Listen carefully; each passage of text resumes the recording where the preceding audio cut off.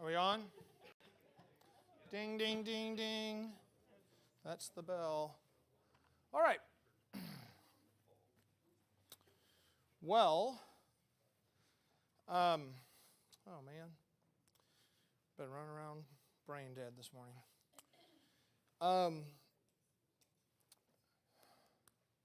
Good morning. We ended yesterday with talking about children and setting standards, setting rules, and so forth in that fashion.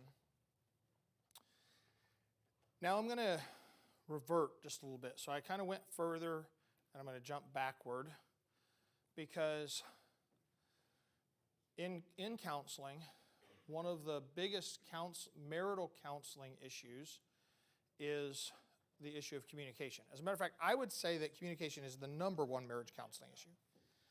And what happens is when we get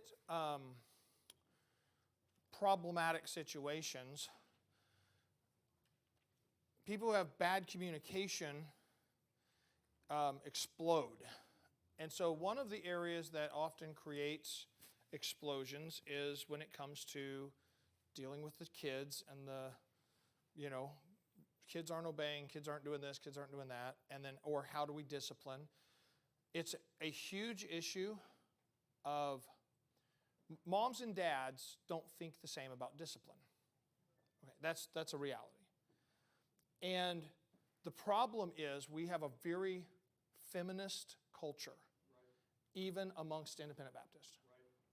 And a lot of ladies refuse to follow their husbands regarding how to raise the kids and discipline the kids and following the rules. They just don't. They just refuse. Like, I don't agree with that. Okay, you don't have to agree. This is what we call an area of submission. Okay, and I often say this in counseling. I say this a lot in my church. It's not submission when you agree. I don't agree. Okay. No one said you have to agree with everything he says.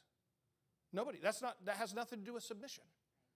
Matter of fact, you never find out if you have submission until you have a disagreement and you say, but I'm going to follow your leadership anyway. Okay?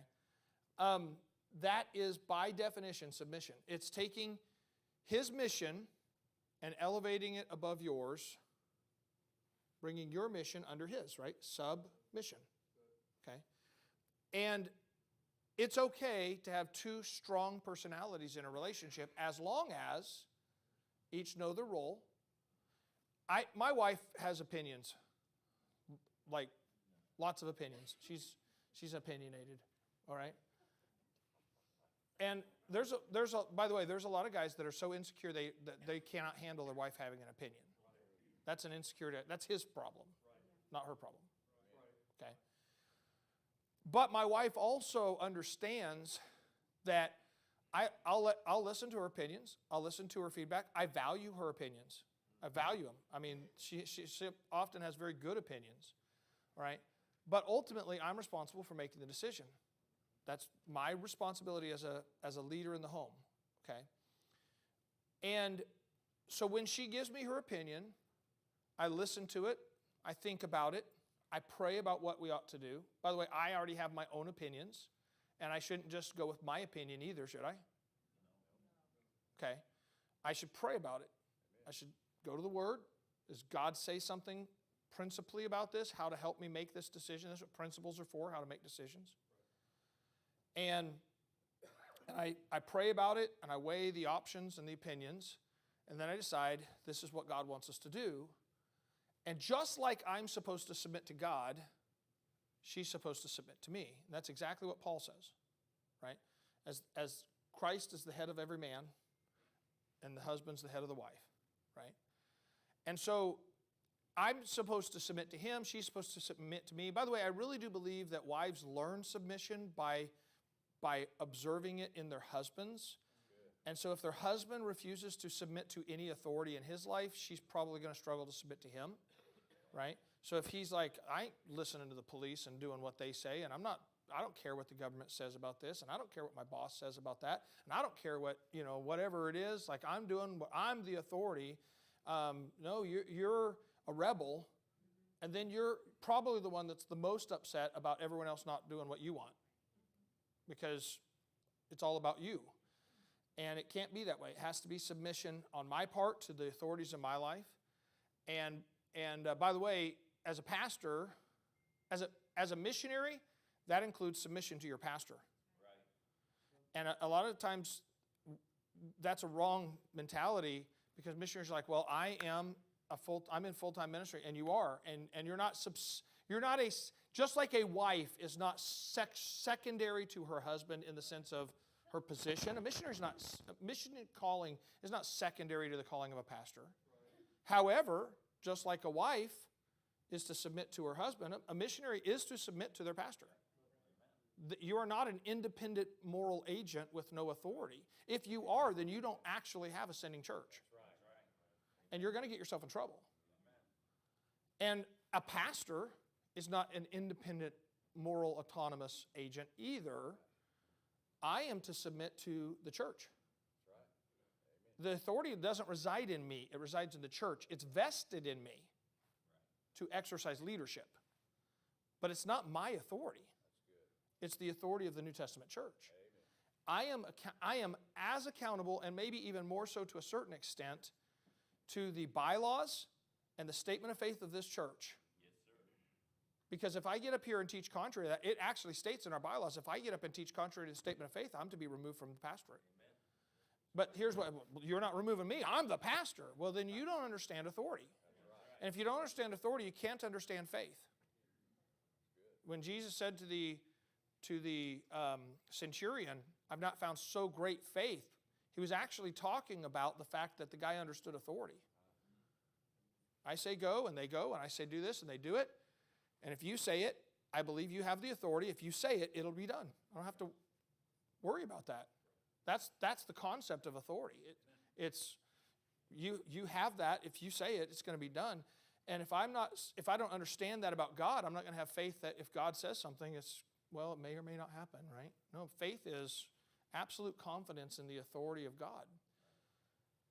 And so my understanding of leadership, my understanding of authority, my understanding of submission, and my practice in those things as a man, whether it's as a pastor, as a husband, my wife is watching that, and she's taking cues on what submission looks like in our home, because she sees the way you act in regard to submission. And she's going to follow you. Brother Hayes used to say this, and this is a good illustration. When Joseph had his dream, he told his family about it, and he said, the sun, the moon, and the stars all bowed down to me. Right? And Jacob interpreted the dream, and he said, shall I and your mother and your brethren bow down to you? So by Jacob's interpretation of that dream, the father in the home represents the sun, the mother the moon, and the children the stars. Okay? The Father is to be the source of light and life and, setting the tone, if you will, for the home. The mother, representing it as the moon there, she reflects the sun. The moon is not the light of the earth, although the Bible calls it a lesser light. It doesn't produce its own light. It reflects the light of the sun. And good illustration, the moon has phases monthly. Right? I mean, that's just true. And there are times when you go out at night and it's a full moon and it's bright because it's fully reflecting the sun. And there are times when you can't see it at all. And so we've got this picture here of reflection, and so Angela and I got married at 18 years old. She was barely 18. She had to be 18 because her parents refused to sign, or we'd have got married sooner. But anyway, she was 18 years old when she turned 36 a year or so ago. I had the same length of time of influence on her that her parents had. And it dawned on me one day after that, I am now more responsible for who she is as a person than her parents were. Because I've had longer influence on her than they did. And who she is as a person now is a reflection of me. And that's scary. Because guys will come into marriage counseling, I just don't like who she is. Well, she's a reflection of you. Honestly. She's not the woman I married. Duh. She's now reflecting you. And what you don't like in her is probably stuff that you do. And she's reflecting, just like the moon reflects the sun. And by the way, there's a delay, isn't there? We know that the concept here, at least, of light years, right? Light travels at a certain speed till it hits the moon, and then that travel reflects back to us. So it's not an immediate thing, even though we see it as such, basically. Okay? So there's a delay. So just because I decide I'm going to change doesn't mean she's going to change immediately, right? There's that, she's got to see it for a bit. But she's reflecting what I'm showing her. So if she's angry all the time, she's probably getting that. Okay? If she's unsubmissive, she's probably getting that. And I'm not saying she's not a free moral agent. I understand she has a free will. She can make choices. She can choose to do right even if you don't. Okay? But I'm saying as a general rule, principles here, as a general rule, she's primarily going to reflect back what she sees. So when we talk about this conflict of her submitting to you in regard to the rules of the home and raising the children and how things should be done, there's a reflection question. There's also a communication question and a unity question that's to be present there, right? Of what is our purpose, understanding a unified purpose and goal and process here. Often it's not really, here's partly why that struggle, because there's not a good reflection, number one, but then secondly, because she doesn't see the same goal here that you see. She doesn't have the same end purpose as you. And so making the rules we talked about yesterday, where we sat down and we went through what character do we want in the kids and what rules are going to reinforce that. It wasn't just random rules Dad made up that she's like, well, that's kind of a dumb rule, right? So there was a purpose there. There was a unity in that sense. But then also, and that was a long introduction to, also it's just because sometimes we don't communicate in a way that's conducive to getting to a unified purpose. We don't solve problems together. We just get mad at each other and fight. And that's a destructive force in our home. Because when you're fighting, you're trying to win. And when you're winning, the marriage is losing. That's just a reality. If you won, the marriage lost. Okay? There's always a winner and a loser. Okay? And it's not about keeping score, who wins more, who loses more, but that's how most people think about their arguments in their marriage, and it's just a wrong-headed way to think about it. The goal in marriage is not winning. The goal is ushering in the image of God and Christ and His church. I am to be more like Him tomorrow than I was today, and my wife is to be more like a godly church tomorrow than she was yesterday. And we're ushering that in to our home. So we both have the same goal. I want to be more like Christ. She wants to be more like a biblical model of the New Testament church. That's Ephesians chapter number 5. And to do that, we have to be in good communication, just like you have to be in good communication with God on a daily basis if you're going to have a close relationship with Him on a personal level. And when you start looking at marriage and family issues, you have to think about it in two phases, okay? You have to think about the physical problem phase area, right, where the problems are here in the physical world. And you have to think about the spiritual solution area. Because we see in the Bible the perfect answers for spiritual problems. God says, here's how to do this in this spiritual way, right? But the doctrine without application is dead, useless. And so if we take, though, that understanding and say, okay, I'm having a problem in the area of communicating with my spouse, right? Well, is there a spiritual counterpart to communication between a husband and a wife? Is there? Prayer? How to communicate with God? Okay? So we learn in the Bible how to pray. And if I take that spiritual counterpart and I make application back to my physical problems, I can find the principles to apply to correct the deficiencies.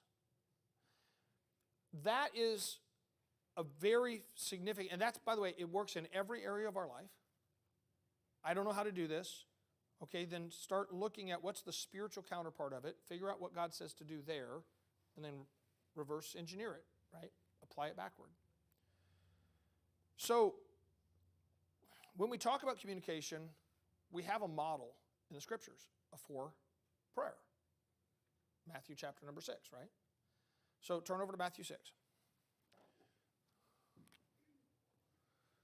So, there's 4 principles, 2 atmospheres, and 3 steps. And I know that doesn't flow as, 1, 2, 3 or something like that, but that's just what there is in this text. There's 4 principles here. Then there's 2 atmospheres, 2 things that should be constantly present, and then there's 3 steps that we can see to when we get to a problem spot. Okay? So the 4 principles are here to give us a guideline for when and where and so forth, and kind of the don't do these things kind of stuff, right? And then the 2 atmospheres are things that should be present all the time, every day, all the time. And then the last 3 steps there are when you have a problem, here's the steps to take to deal with it, okay? So here's what we're going to do. We're going to read this passage, okay? But we're going to do it 1 verse at a time so that we can outline that. So, Brother Travis, can you help me you can pull the microphone close to you to read, but can you help me by reading, starting in the first verse there, not verse 9, verse number 6. Is that right? Is that the first verse talking about prayer? When thou prayest, enter into thy closet. Yes. Right. No, what's the one before that? Verse 5, when thou prayest, thou shalt not be That's as hypocrites. Verse 5 says, no. Good. Is that the first verse that talks about prayer there? Yes. Verse 5, yeah, okay, I'm sorry. And I apologize, everybody. I forgot my tie. I ran over and got it, and then I got back and realized I also forgot my Bible, and I didn't grab it. So, anyway, verse 5. And when thou prayest, thou shalt not be as the hypocrites are, for they love to pray standing in the synagogues and in the corners of the streets, that they may be seen of men. Verily I say unto you, they have their reward. All right, so that's verse number 1. All right, so here's the first thing. God says, don't make a public show of prayer. Okay? Let's make that back application. Communication between a husband and wife, important communication, shouldn't be a public display. It needs to be private. That's a principle, okay? Just like it's a principle, don't make a public display of your prayer. Don't make a spectacle of your communication. It's a reality that when a husband and wife aren't on the same page, it's not infrequent that at church, the wife will say stuff like, so, what do you think about this? Because and they try and I don't think it's always to shame the husband. And by the way, husbands do this to wives too. I don't think it's always to shame the wife. I think it's because they're at an impasse and they don't know what to do, and they're not seeking biblical counsel. They're just like, I want someone to agree with me so I can have a lever on this argument, right? And so if I can get a leverage on this argument, And so it's like it becomes public. It should never be that way. I'm not saying you shouldn't seek counsel. I'm not saying that. I'm saying it should never be a public argument for the sake of getting an opinion poll about everybody else agreeing with you, because it doesn't even matter. It literally doesn't matter. Look at the polls. Good night. I mean, there's polls that a majority of people in America support whatever sin it is you want to talk about. They support it. So what does that tell you? The majority of people are as likely to be wrong about a subject as right, and yet we're like, well, if people agree with me, then I'm right. No, God's right. And everybody can be wrong. It doesn't even matter. If 100% of people agree that sin's okay, it's still wrong. So it doesn't matter. And I'm not saying every discussion is about sin or not sin. I'm saying it doesn't matter what other people think about it. So you can't make a public display of your conversations. So conversation, communication, important communication specifically, needs to be private. All right? By the way, the Bible says this, that a man is blessed when he has a wife that has discretion. What that means is that she knows there's some things we don't need to spread around. When we're having a disagreement, we don't need to go talk about it all the time. All right? And that wife of discretion, that's a big thing. Okay? And by the way, a woman's blessed when she has a husband that has discretion too. All right? All right, so verse number 2. That was principle number 1. Private communication should remain private. Number 2. But thou, when thou prayest, enter into thy closet, and when thou hast shut thy door, pray to thy Father which is in secret, and thy Father which seeth in secret shall reward thee openly. All right, principle number 2. We're here, okay? Principle number 2 is there needs to be a place and a time that you communicate about important things. He said, when thou prayest, there's a time I'm going to go pray. Probably have a time for your devotions every day. I hope you do. If you don't, things you don't schedule generally don't happen. So you need to have a time that you have with God, but you also need to have a time, and listen, that you have set aside for your spouse to communicate about anything that's important. Right? And you need to have a place. Now, I'm going to tell you I can't tell you where to have this, but I can tell you where not to have it, vaguely, okay? Don't have it in bed. Being serious. Don't go to bed. Don't be like, yep, every night when we go to bed, we have important conversations. Because the bed's to be undefiled. And the bed is for not just rest, but for unity and intimacy.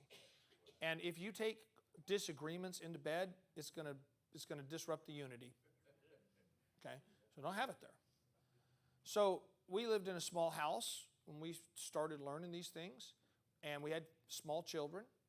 And by the way, if you have small children, you're not having important conversations the way they ought to be had while they're awake, because they're disruptive.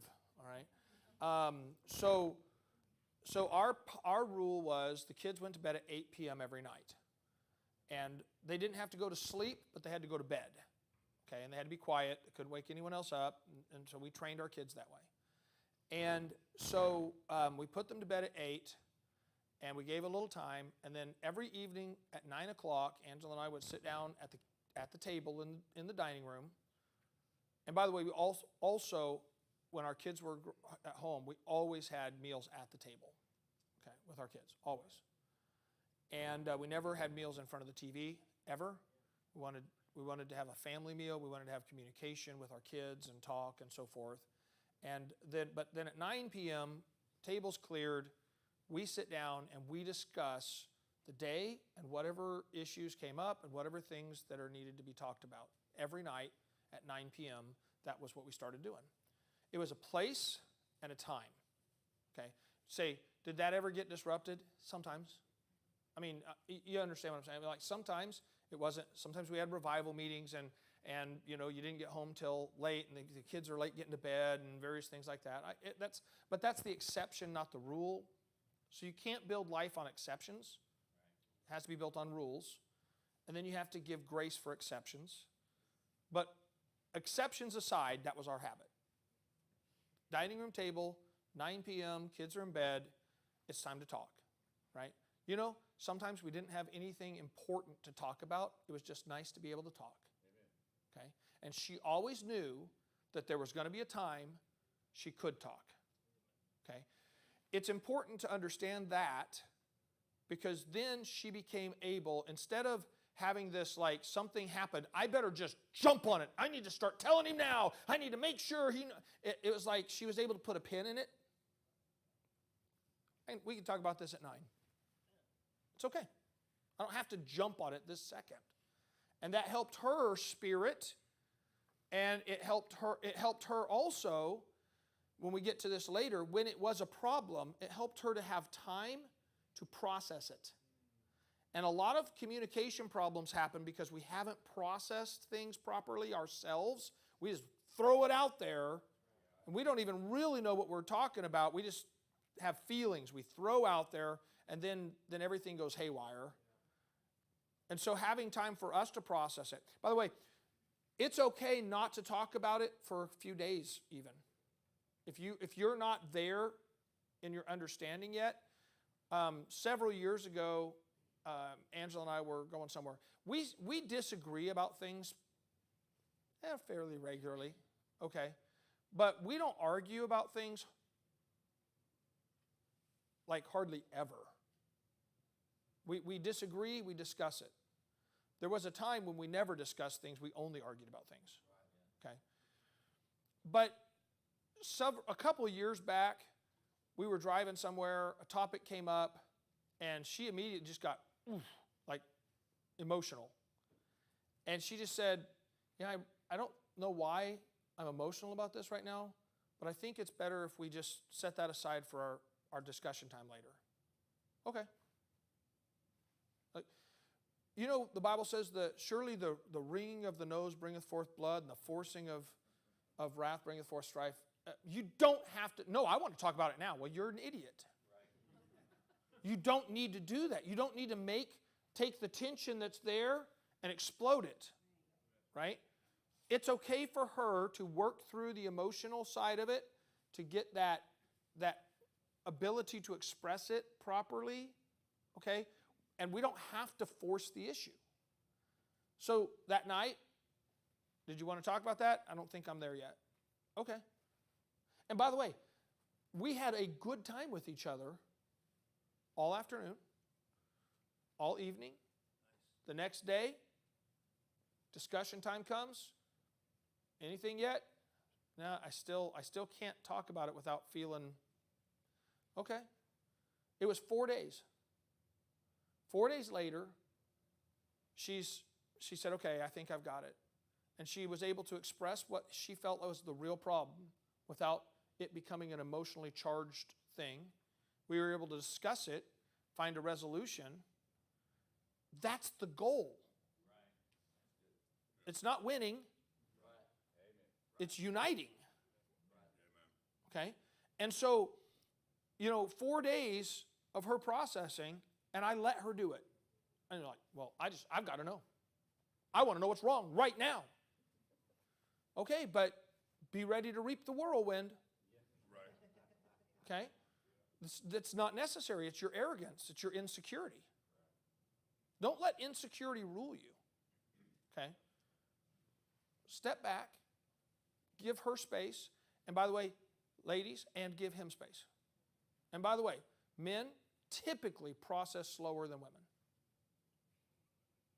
That's not men are mentally deficient and brain damage. No, they just process differently because they're often not processing the emotional side of things. And so their processing takes a different route, a different track, and they don't process as quick. And that's why partly ladies get frustrated in a conversation with men that aren't reactionary, and then they get angry in a conversation with men that are reactionary. Because if you're reactionary, you're going to say dumb things, and then she's going to get mad about that. And if you're not reactionary, you're not going to speak as quickly to the topic, and she's going to be frustrated, being like, why aren't you saying anything? I'm thinking about it. I'm trying to think about what I think about it. I'm trying to formulate should I respond to this? Not because I don't want to make you mad, but just I want to give you a real good answer. So you need to calm down and you need to slow down in your conversations. Have deliberate conversations. Okay? All right. So that's verse number 2. Verse number 3 here. Verse number 7. But when ye pray, use not vain repetitions as the heathen do, for they think that they shall be heard for their much speaking. Okay, principle number 3. Talk about the topic at hand, not everything else. Don't bring up every past argument when you feel like you're losing the point. Okay? It's not about everything. It's about this thing. Resolve one issue today.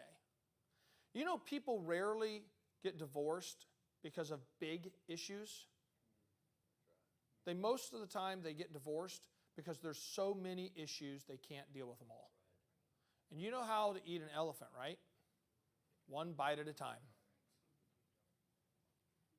Just one issue today, maybe another one if we resolve that. Let's just start resolving one issue. Stop trying to lump them all together. Let's resolve one at a time, and let's get through these together, right? Counseling joke. A couple walks into a counselor's office, and the man says, listen, the problem is every time that we start to talk, she gets historical. And the counselor said, hysterical? And he said, no, historical. She brings up everything I've ever done, you know. Not if you're going to solve anything. Solve things one thing at a time, all right? Next verse, verse number 8.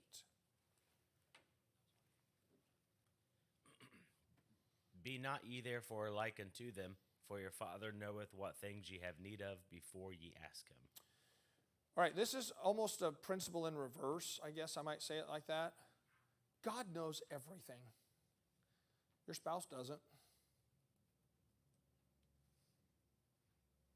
Isn't it weird that God literally knows what you need before you ask and still wants you to ask? And your spouse doesn't know anything about what you're thinking, and you don't want to tell them? Because telling them would mean that they didn't know you. They don't know. And you know, they don't even know what they don't know. And I say this a lot in counseling, by the way, because people, this is very, very frequent. Very frequent. People say, well, I want to tell them this, but I know this is what they're going to say. Like, okay, you can't have that conversation in your own head. You got to actually say it to them. If they say that, you might say, I knew you were going to say that. But you actually don't know what they're going to say, even if you've been married for a long time, because they're them. And you've got to stop assuming that you already know what they're going to say, what they think, what they this, what they that, because you're creating a what-if scenario with an endless loop. So actually having the conversation is vital. And they don't know what they don't know, so everything that you feel like is important to say, you need to say to them. You have to communicate it. Okay? All right, now we get into 2 atmospheres. Those are 4 principles, verse 5 through 8. Now, 2 atmospheres. The next verse. After this manner, therefore, pray ye, Our Father which art in heaven, hallowed be thy name. Okay, atmosphere number 1 in the home has to be present, and that is an atmosphere of thanksgiving. Atmosphere of gratitude, we might call it. My wife needs to know on a regular basis that I appreciate her and that I'm thankful for who she is and what she does. Okay? And the Bible tells us about, in prayer we talk about this with God, right? God inhabits the praises of Israel. God is attracted to praise. He wants to dwell with those that are praising him. And the Bible even says it like this: enter into his gates with thanksgiving, into his courts with praise. And it defines it, and it says, it says, offering praise to him, that is the fruit of our lips giving thanks to his name. So he intertwines thanksgiving and praise, and he associates them with presence and closeness. Okay? Well, it's not just true about God. Made in the image of God. A reflection of Jesus Christ in the home. Right? Wives are commanded to reverence their husbands. And reverence is a combination of things. It's a combination of respect and admiration. And women don't get that from idea. They don't understand why a guy needs admiration, but a guy needs to feel admired. And by the way, most men don't have sexual affairs because of sex. They're looking for someone to admire them. That's most of the time. I'm not saying never. I'm saying most of the time they're looking for, and that's why they often have affairs with younger women, because younger women are willing to give them that, oh, you're so strong, you're so amazing, oh, you're so, right? And their wife never tells them that anymore. Their wife's like, get up, you idiot. I'm being serious. She's rude, and she's mean, and she's dismissive, and she doesn't see any good qualities in him. And he's not attracted to her. Not because she's not attractive on the outside. It's because he doesn't feel that she appreciates who he is as a man and respects him. He goes to work and men respect him. He goes to work and he gets promotions and he gets raises and he gets admiration at work, and they give him a trophy for being the best sales associate this month or something like that. And that's what those things are about. Okay? And he gets admiration and he gets approval and he gets respect at work. And then he goes home and he gets disrespect and rudeness and all that, and no wonder he doesn't want to be there. That's biblical. Wives, see that you reverence your husband. See, wives tend to think that husbands need what they want, but they don't. And men tend to think wives need what they want, and they don't. Right? Remember Chris Christie, when he ran for president in 2016, he made this statement. He said, that someone asked him, they said, are you concerned that you're not getting as much love from the media as you expected or something like that? And he made this statement. This is such a man statement. He said, I'd rather be respected than loved every day of the week.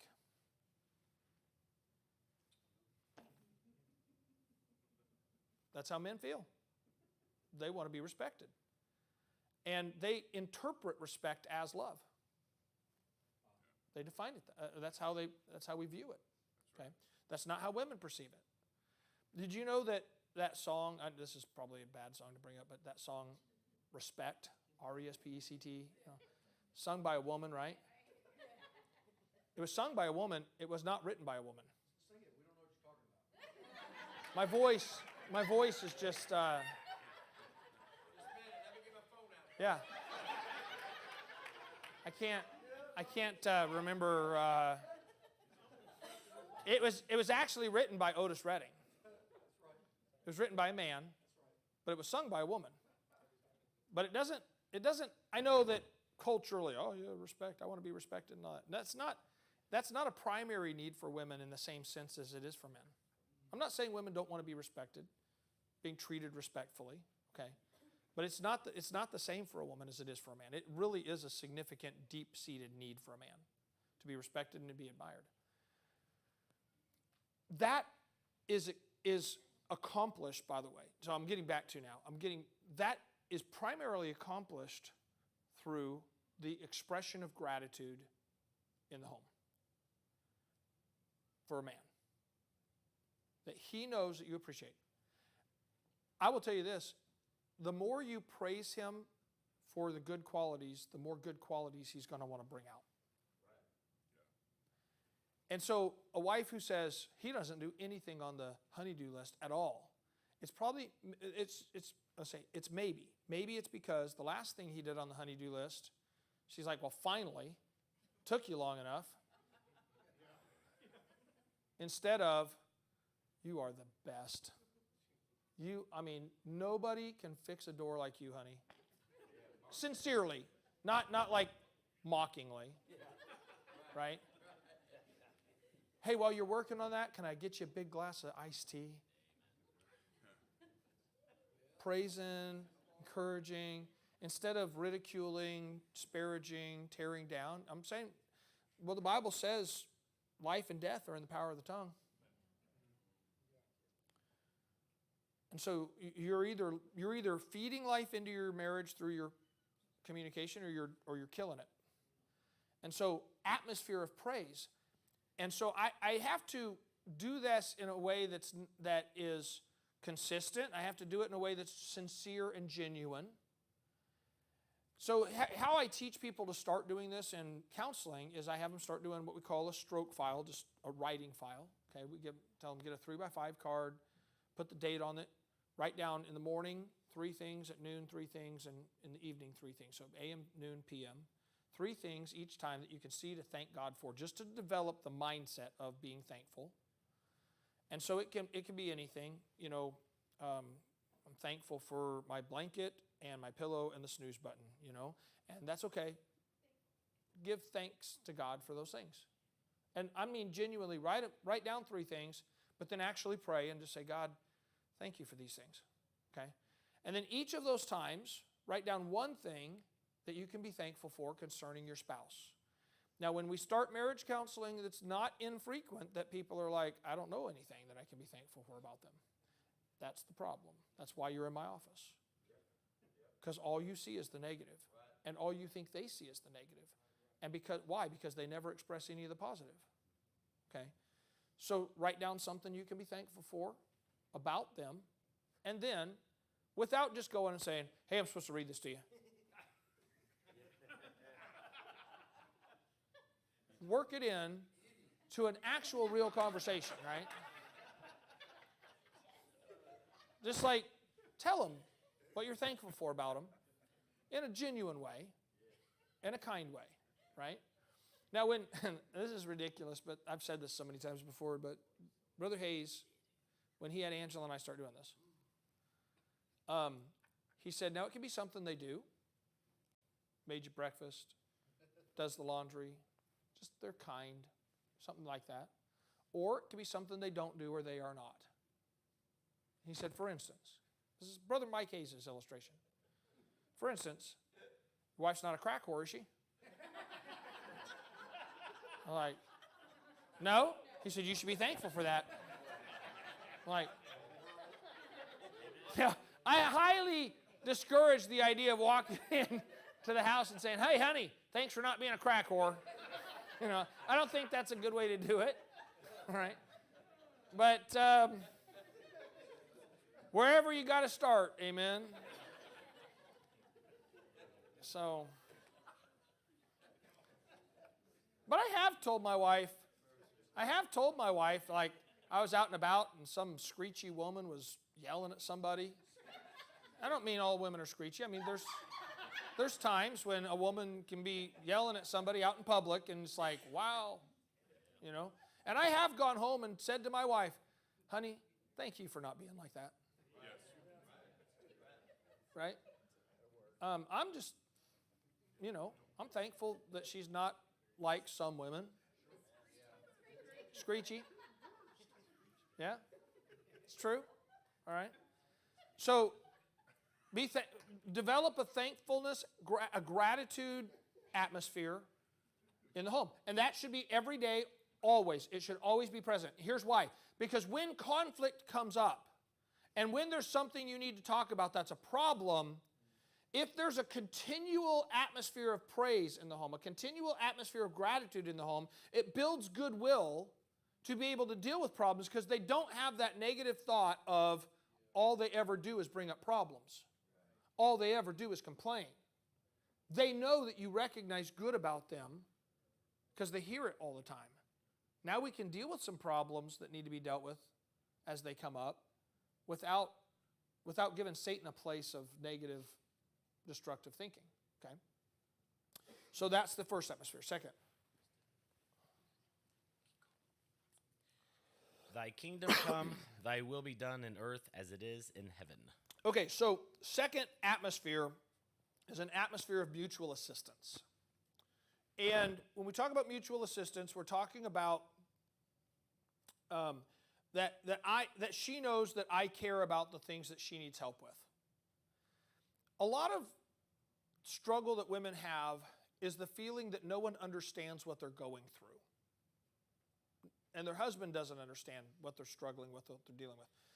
A big part of communication is not fixing problems, and we all know this, that, guys want to fix the problem, women just want to talk about it, men don't understand that, It's not that she doesn't want the problem resolved. The bigger problem for her is that she doesn't have an outlet for how she feels, and she gets full.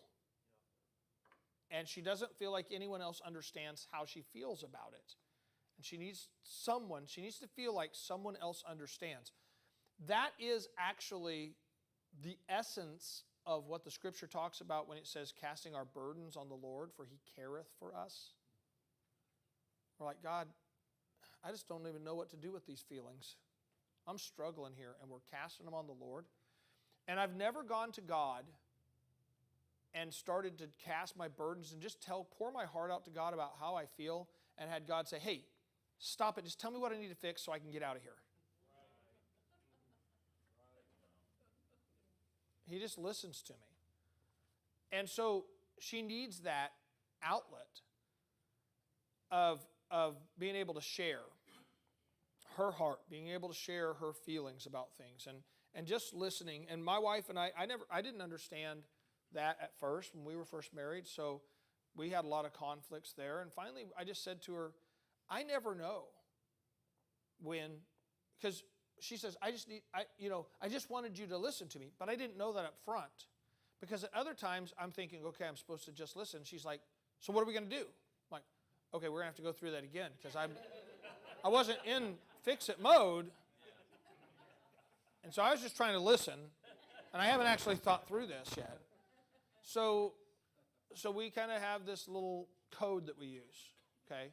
And this code's it's like this. Hey, I just need you to listen to me. I feel like I need to just talk about some stuff. That means don't fix it. And the other side of the code is, hey, I got a problem I need you to fix. See, our code has to be real simple because I'm dumb. It's like, simple code, right? No hints. Just, she starts out, okay, hey, dummy, listen. That's not how she starts, but it needs to be simple for me to know. I need to know what she wants, because honestly, I want to do what she wants. I want to be there for her. I want to help her. But if I don't know what she needs or what she wants, I can't be that. So I just said, you're just going to have to tell me. All right, so she tells me, and then we are able to do that. Now, the mutual assistance thing is a really important understanding here, because men often come into counseling and they make statements like this. Well, I show her love. I go to work every day, and I do this, and I do this, and I do this. And of course I love her. Why else would I do those things? And I often in counseling say, so if you weren't married, you wouldn't work? If that's how you show love to your wife, you just wouldn't do that if you weren't married? Right. No, you'd probably do more. Right? I know what single guys do. They work. You got anything else to do? Right? So you're not working because you love your wife. That's not true. Okay? You need to understand that she needs to be shown love in a way that she receives and understands love. And I can tell you, this is the dumbest part of this whole thing.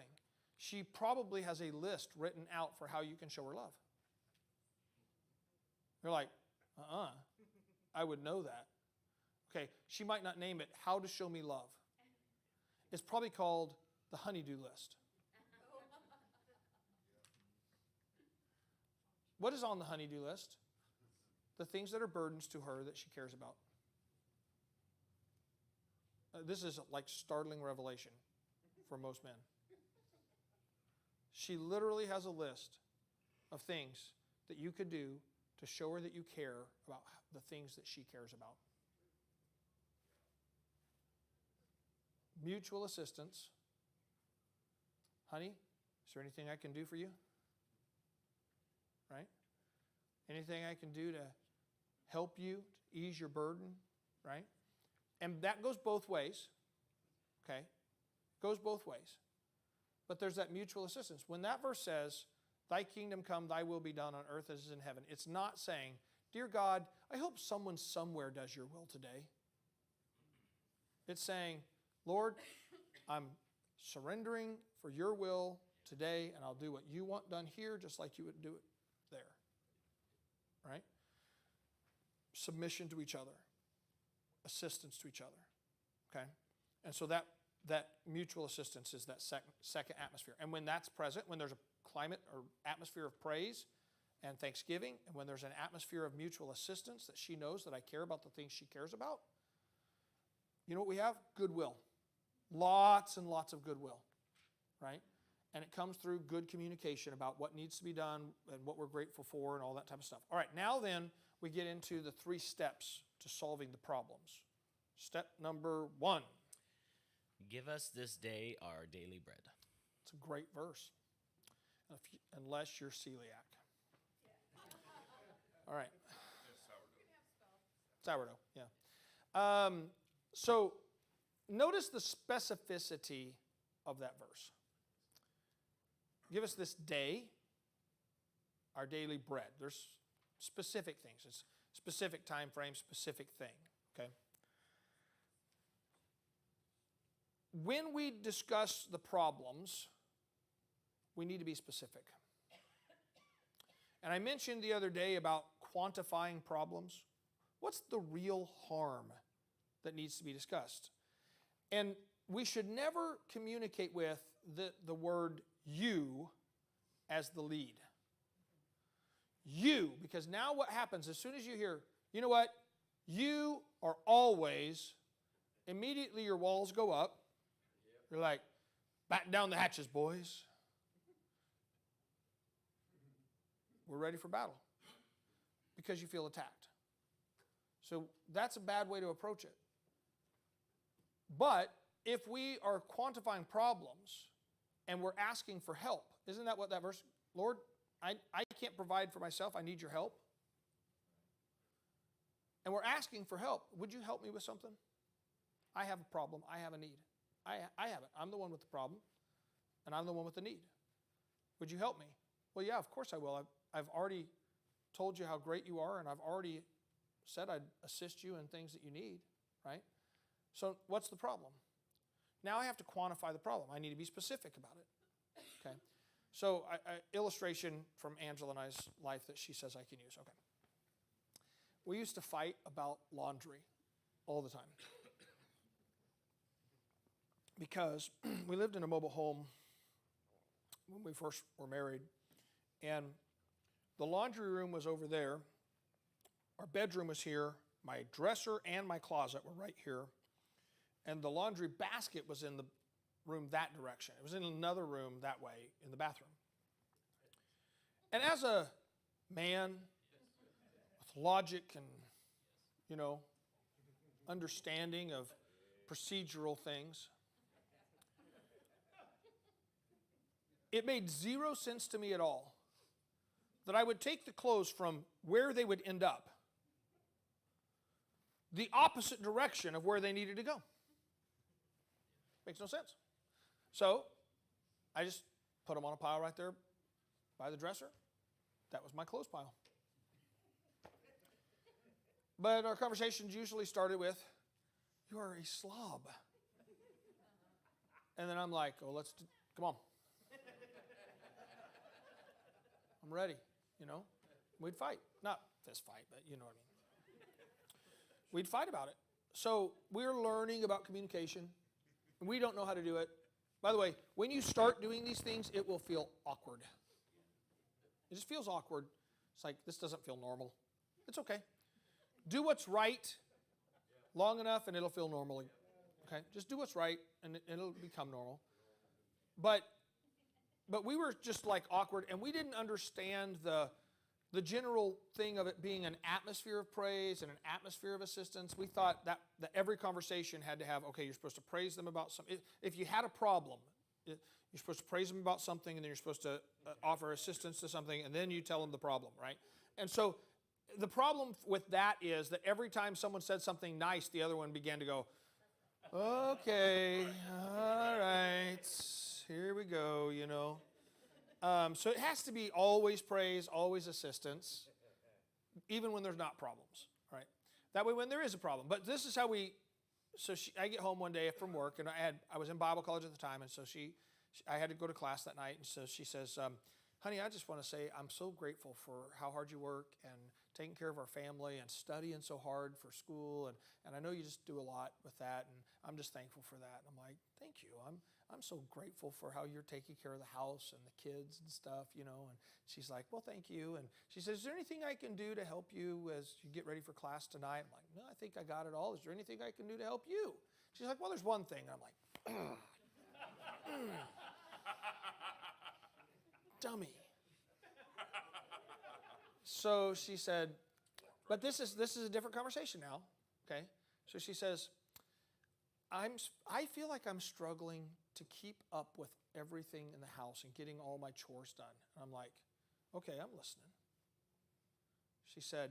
I said, so what is it that you're struggling with? She said, well, the thing that I struggle with the most is the laundry. It takes me the most time. And I'm thinking, okay, so we need to get a better laundry system. You know, I can do this. Said, okay, so what's the problem? Well, I have to go in the kids' room and gather their clothes that are dirty and sort out which clothes they just threw out of their drawer and which clothes they actually wore, and figure all that out. And then I have to go and get the laundry basket with my clothes in it, and then I have to stop and get your clothes on my way. And it just takes a lot of time to find all the dirty clothes, sort through all that. And if I could just get to where all the dirty laundry was just in one spot, you know, or the kids had one spot, we had one spot, and I could do it quick. And I'm thinking, well, we'll definitely fix the kids. Pow! Right? So I said, okay, I get it. So here's the thing. This is why I put my clothes where I do. And I explained to her. I'd never explained it to her because she'd never asked me. We just fought about it, okay? And so I explained it to her. And she goes, okay, I can see your point. I said, well, can we not move the laundry basket into the bedroom? Her clothes were in the bedroom too. Can we put it in the bedroom? No, we can't do that because the basket's an old plastic, ugly basket, and I want the room to be pretty and all that. And I'm like, okay, I get that. Well, what if we went shopping for a pretty laundry basket? Absolutely. All right, this Saturday, that's what we're doing. We went and shopped. We found a pretty laundry basket. We put it in the bedroom. All the clothes went in. Problem solved.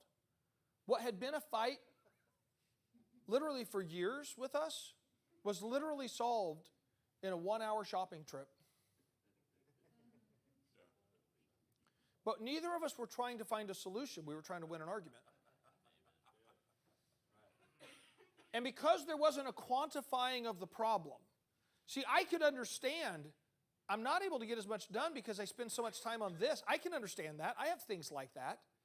But until she expressed it like that, I didn't understand the problem. So you have to be specific. And it might be that you need to sit down and go, all right, here's these problems I'm frustrated about, but what is the actual harm?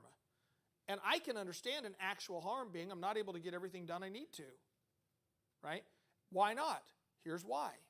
And it's not you, it's this laundry system we have doesn't work. We need a better solution. And she shared her ideas and I shared my ideas and we came to a resolution. And I'm not a compromise guy, I'm a resolution guy. Compromise means one of us gives up. Resolution means we're both satisfied. Okay? So we start communicating like that we're specific. Quantify the problem. Be specific. All right? Next verse. And forgive us our debts as we forgive our debtors. We already covered forgiveness, so I'm not going to go into that again, but when we have an area like this, that that has been an issue for sure in the past, or when we get frustrated because something comes up and we're like, ugh. And even though we don't maybe address it that moment, we put it to the right time and place and so forth, there still may be something I need to say, honey, I need you to forgive me because I got frustrated with you about that, and I'm sorry. Will you forgive me? And I ask for forgiveness and I extend forgiveness so that that thing is never going to be a problem in the future. It's at the cross. I gave it to Christ. It's covered by his blood. It's done, right? We've specified the problem. We've practiced forgiveness. Then the last verse. This is the third step.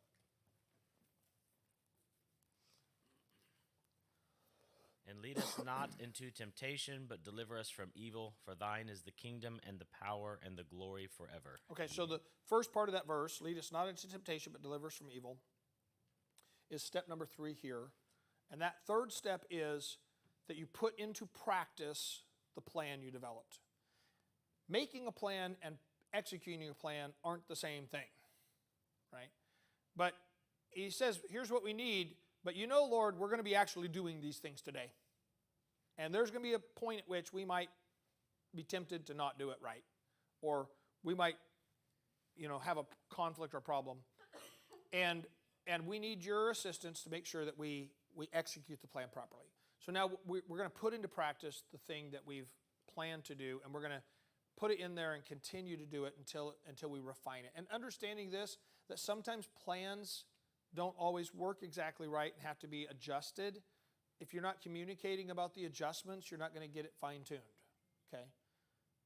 But let's work together to make sure we avoid the temptation and the evil failures, and we get this working properly, and we have resolved this, all right? And then notice the end of that verse, what happens?